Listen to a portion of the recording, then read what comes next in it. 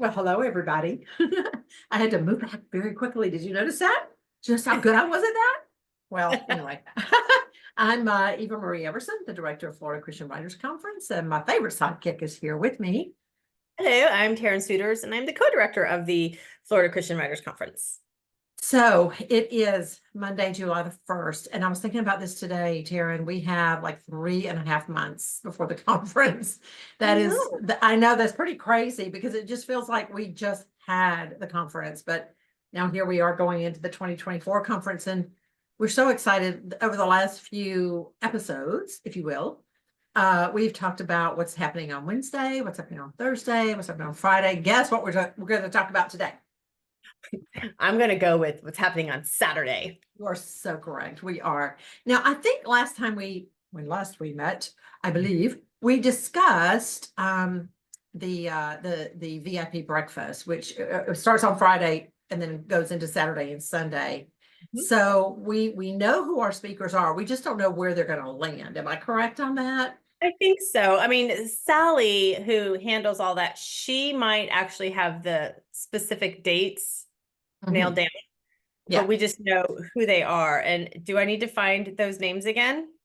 Because I can. Well, you can do that. And I'll just say while you're searching, I will say that if you were one of the first 30 to register, or about 60, I think is what we allow. So the second 30 to actually purchase the VIP breakfast. The first 30 get it for free. The second 30 pay just a very minimal fee, but that goes to our scholarship fund. So we're very excited about being able to do that. That was actually a brainchild of Mark Hancock, was to do a VIP breakfast. This is what you do. You go into the dining room, you go into the line, you get your breakfast, but then you head over to the right and then to the back. That is the private dining room. We have it set up really nice and pretty for you. And in addition to having your breakfast, then you also have a VIP speaker. So have you got those speakers now? I do. We have, in no particular order, we have Billy Wayne Arrington.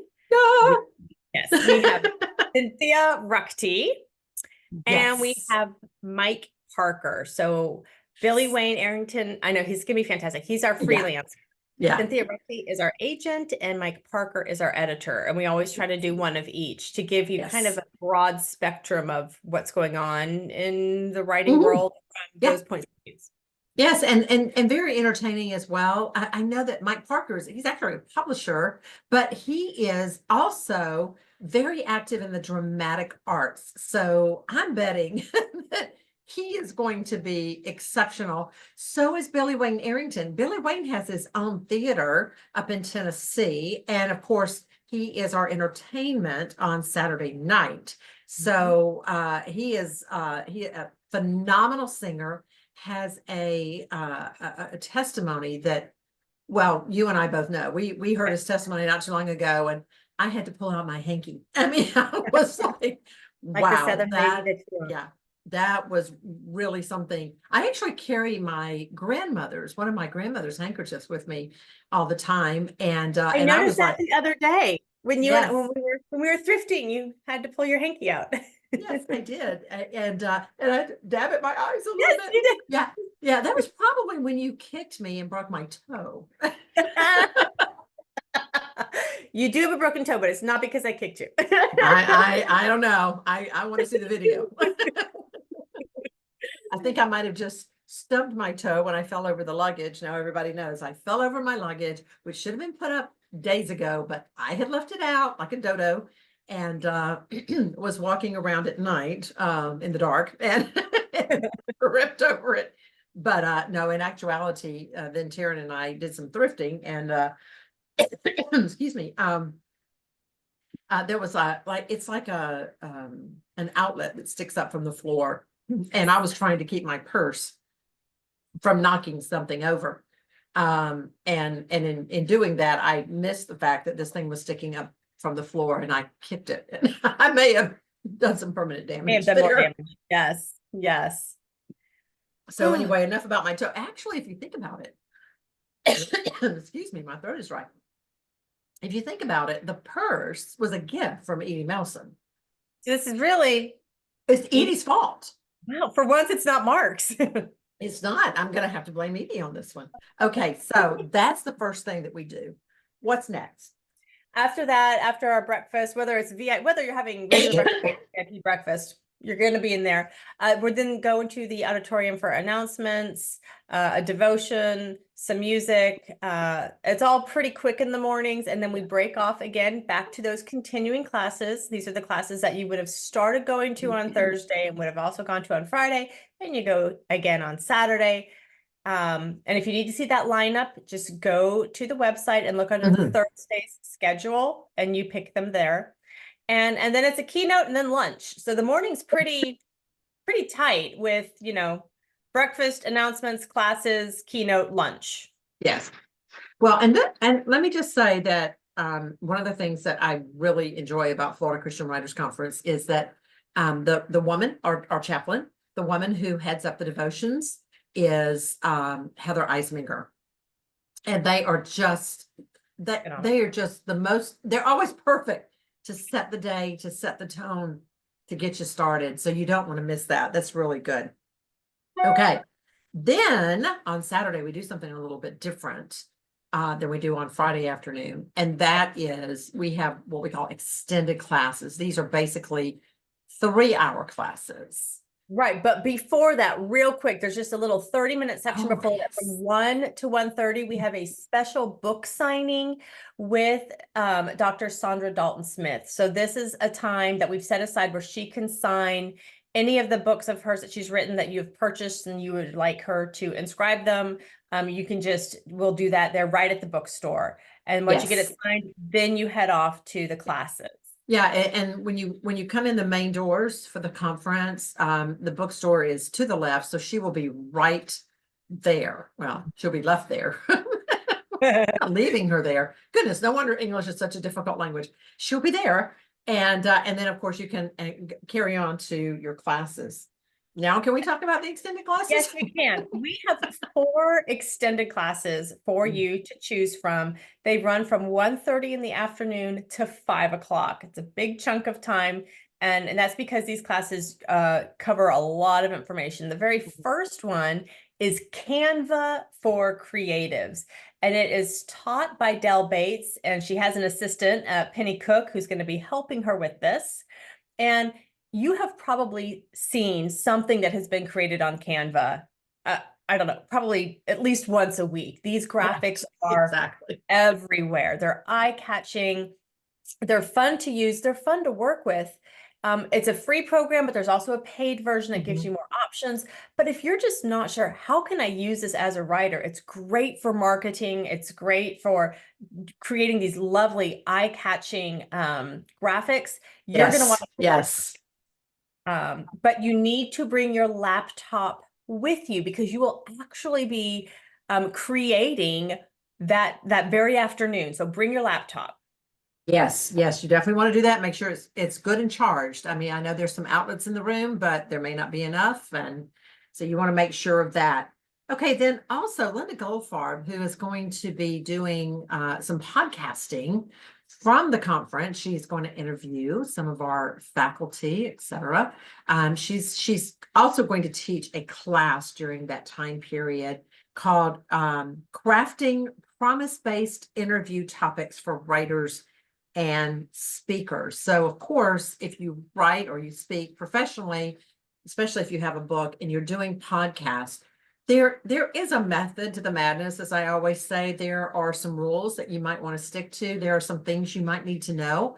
Linda Goldfarb is going to help get you prepared for that. And trust me, as someone who has been doing a lot of podcasts lately because of my latest book that came out back in May with Miriam Feinberg Van Mosch, we've been doing a lot.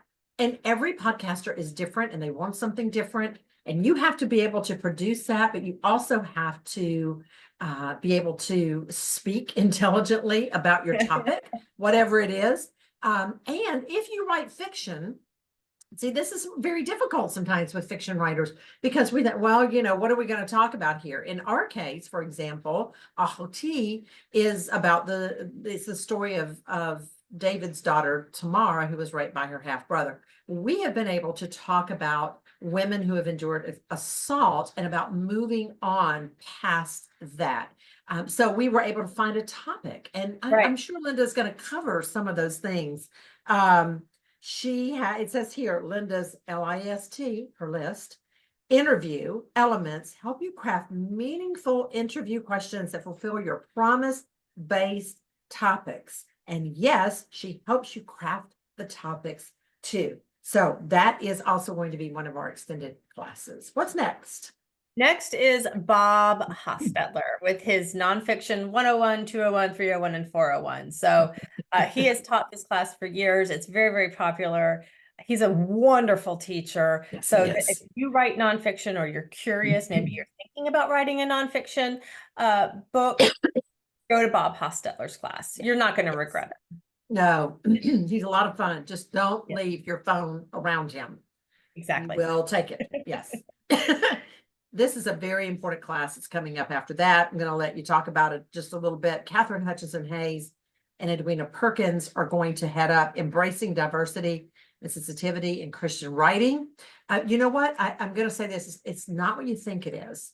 I know that I have employed Edwina because I write Southern fiction, and I write in a kind of a different time period. So it's not rewriting history. It's just looking for those little things that might be a little bit of a kick in the pants, if you want. And they're just going to talk about that. Go, just say whatever. Yeah. So I have been dying to attend this class. I have tried to attend this class for the past 3 years at FCWC. I won't and let you. Yeah. Something has always come up and I get pulled out of the class. I was finally able to hear this class up in Asheville this year. And I'm so glad I had that chance. No, this was it's the same class, but Edwina taught this. Catherine wasn't there, but they're going to cover the same topics. And it is how do I, as someone who's a white writer, how can I properly portray a person of color in my writing? And I have characters of color in my books. I want to make sure I haven't said something offensive. Like, to me, it might not be offensive, but it might be taken offensively by somebody else. She gives you things or that it's just simply accurate. It's just accurate to the time. It's accurate to the location. It's accurate to the age group. Yep. You want to make sure, like, one of the things she said is don't use food to describe someone. Someone doesn't have milk chocolate skin, like that. You don't want to do that, but you've probably seen that in writing. There's lots of tips. There's wonderful resources that she gives you, websites and such to visit. But this is a class that you are definitely going to want to take the time to either attend in person or at least get the downloads and listen to it on the downloads. It's excellent. Yeah, absolutely. Then we go into our regular workshops that are 50 minutes in length, 1:30 to 2:30. I'm sorry, an hour in length, 60 minutes in length. I'm thinking about another conference. Not that I'm in charge of, but these are an hour in length. So the first one is the big potential in writing short. And this one is taught by Lori Rolleveld. Yes. Yeah. And this is talking about magazine articles, short stories, just the little things, because there's actually, and Eva's talked about this before, that is a wonderful stepping stone to getting a book published or just even creating a name for yourself. So you don't want to disregard those. And it's not like, oh, once I have a book published, I'll never need to do articles again. You have people who write articles all the time who are big names. It's just a skill you don't want to give up. And it's definitely one that you want to sharpen. So writing short pieces very quickly and correctly and well is going to take you further in your writing than not at all. So much more than you know. So much more than you know. The next one is Cynthia Ruchti, and she is an agent. She is also one of the speakers in the VIP breakfast. And we didn't say a whole lot about Cynthia because we've got these two performers, that are bookending her. But I do want to say this, she is one of the dearest people in our industry. She is very well spoken. She is very knowledgeable. So she is going to be teaching on platform, and it's a fresh look on platform because, we do dread that word, don't we? What is We your do. platform and how many people do you reach in your social media and those kinds of things? So Cynthia is going to be talking about that as well. Yep. And that is for fiction and nonfiction. I know in the past we used to think, well, really, it's only those nonfiction writers that have to have a platform. That's not really the case anymore. Everyone needs to have an audience that they are speaking to. And that's your platform. That's part of platform, at least. So definitely consider going to Cynthia. If you're like, I'm really not ready for a 3.5-hour class, that's what these shorter classes are for. Right. Yeah. Absolutely. And again, speaking of platform, it's not about, how many people do you speak to every year. It really does. It has a lot to do with everything. I mean, if you are an expert in your field and you're writing nonfiction or fiction, if you are considered an expert by any stretch of the word, it's taking what you know and who you are and expanding on that through social media contacts and blogs and podcasts and all of that. Platform is not just, oh, I speak to a certain number of people every year from a stage. That's not what that is. It can be part of it, but that's not all of it. So the next one, this is going to be a great class because, first of all, it's Kevin Thompson teaching it, and the man is just too funny to me. I love to see anything and everything he posts on Instagram because it's always some of the funniest stuff ever. He's going to talk about developing antagonists your readers will love to hate, but not too much. Because let's face it, if you have an antagonist that your readers hate, they might even put the book down because they are so put off by this person. And something I learned years and years and years ago when I was developing my first antagonist was that everybody has a story. And it's very rare that people are born, totally and completely evil. That something has happened and there's something that might even make them endearing. So, you look for those things as well. That redemptive quality that you hope is there. You can hope it all along. Sometimes it doesn't happen. Sometimes it does. But Kevin is going to talk about this. He is quite knowledgeable on it. He has won some really prestigious awards. So we're excited that Kevin is going to be joining us this year. And then we go into the 2:45 to 3:45 time slot. We got one other class. Did I miss one? Yeah, Tama I'm Fortner. always missing one. Yes, rich, real, and relevant writing devotions for kids. So again, this is on devotion writing for children. And if this was something that I think she actually teaches this class also in the children's intensive. So if you didn't make it to the children's intensive, but you really were curious about writing for kids, this would be a class where you're able to hear that same workshop again.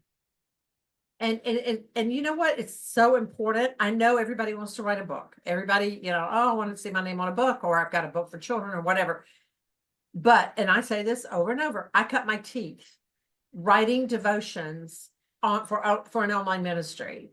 And then, and I was working behind the scenes trying to get my first book published, but I had been doing this for quite a while. And then my name became a little more recognizable.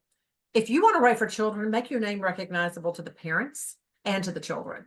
And Tama's going to teach you all about that. She's also a wonderful adult devotion writer, and devotional writer for that matter. Now, can we talk about 2:45 to 3:45? Now we can talk about 2:45 to 3:45. All right, and we have four workshops again for you to choose from. And the first one is taught by Bethany Jett, and this is 3 pillars of a great nonfiction book. So this is for you nonfiction writers. And Bethany Jett is going to talk about, what are the main elements that need to be in there? How do you balance storytelling techniques with nonfiction material and still make your book engaging and, where they just have to pick it up and read it? Yes. So, and then the next one is Jean Weiland, and she is so perfect for this class. The mental journey from first draft to published author. I really honestly don't know anyone who worked as hard as Jean at, to get to that first contract. And she is currently now under her second contract. But just let me say this about Jean. Jean worked it and worked it and worked it and worked it. She did everything along the way. It wasn't easy. It took longer than she expected. But with her first book, she won the Selah Award this year with her first book. And everyone who read it, all of our judges said it was so phenomenal. In fact, so much so that she almost immediately was given the second book contract. So she knows about this process. It's not a quick process. It is a long process. But then at some point, you're going to look back on it and say, gosh, it really wasn't that long after all. Every step had its purpose and its reasoning. And so Jean is going to talk about that. Yep. It's great for just setting your expectations. Yes. The next one is taught by Erin Taylor Young, who I absolutely adore. We love her. We love just her. love her. This is Secrets to Powerful Goals, Motivation, and Conflict. Which are things that you need to have in your book. So this is both for fiction and nonfiction writers. Then we have Carol Tetzlaff, who we also adore. She is going to talk to you about writing the transformational Bible study.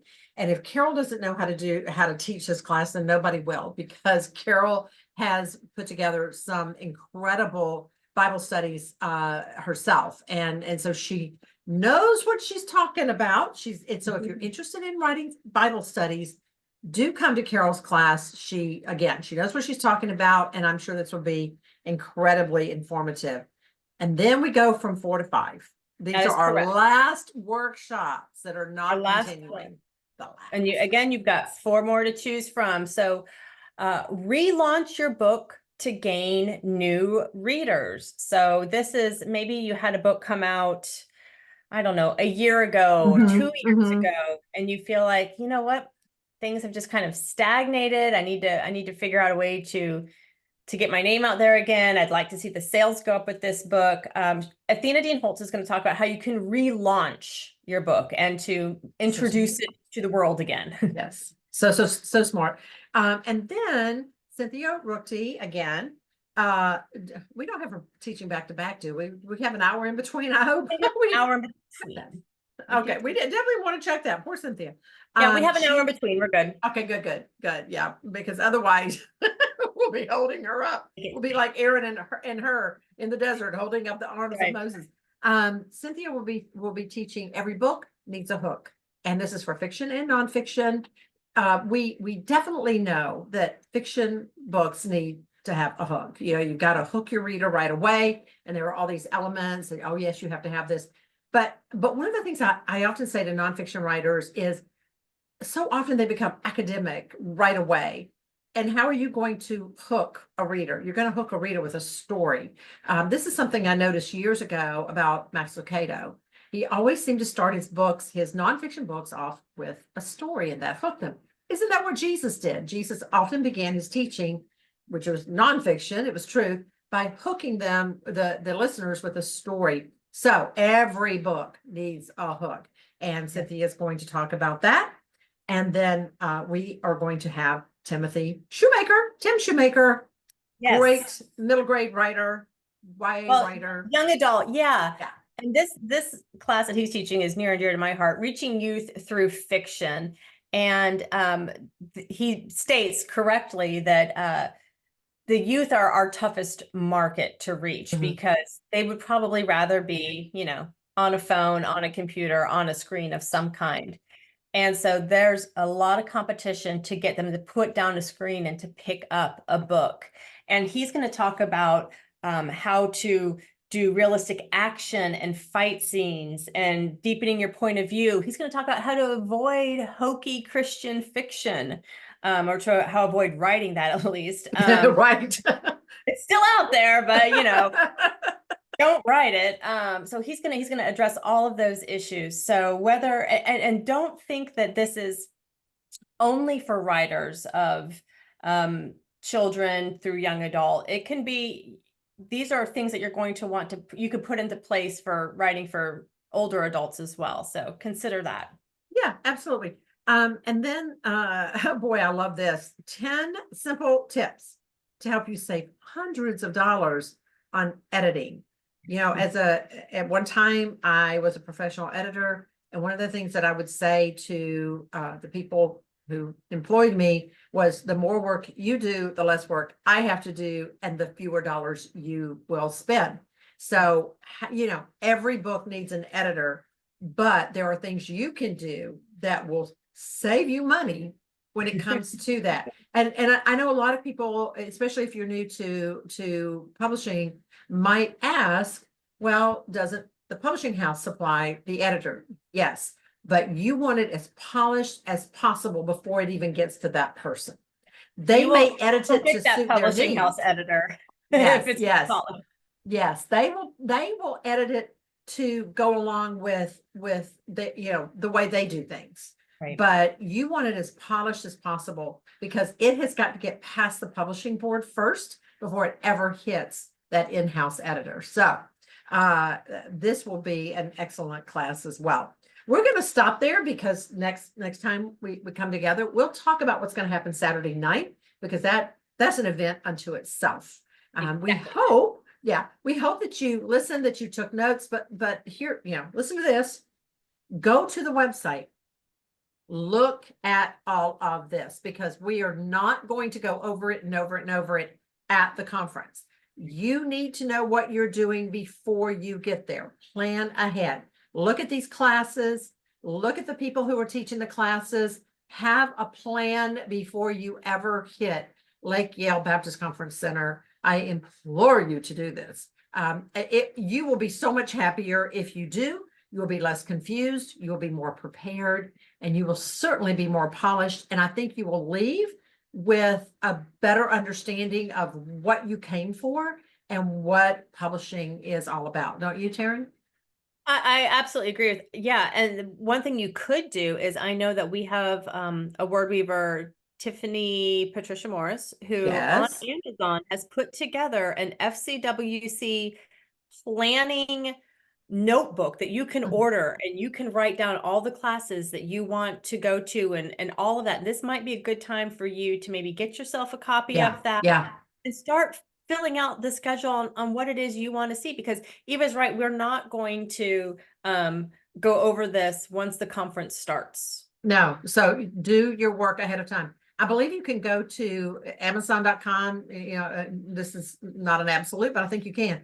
Amazon.com, type in Patricia Tiffany Morris and look for the Florida Christian Writers Conference planning journal. And not only will it be beneficial to her, it will definitely be beneficial to you. Okay, so we're going to see you in about 3.5 months. We're going to send out a newsletter soon. We'll have this. We're going to talk about contests. We're going to talk about the mature living contest. We're going to talk about t-shirts and sweatshirts and all sorts of things. All right. All right. See you next time. Bye.